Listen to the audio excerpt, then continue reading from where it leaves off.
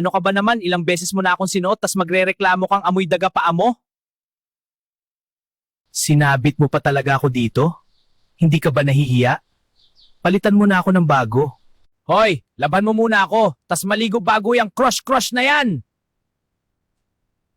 Sa lahat ng pwedeng maging trabaho, dito pa ako napunta. Boss, welcome ka ng welcome, may tay-tay pa sapatos nila.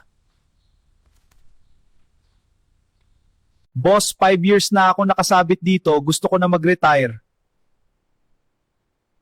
Boss, kabisado ko na amoy ng mga babae mo. Baka gusto mo na ko palitan? Banlawan mo muna ako. Gusto mo bang mangamoy tayo tong kwarto mo?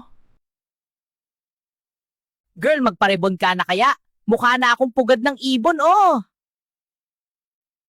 Hindi na to walis, karera na to sa survival. Please like, share, and subscribe to my channel,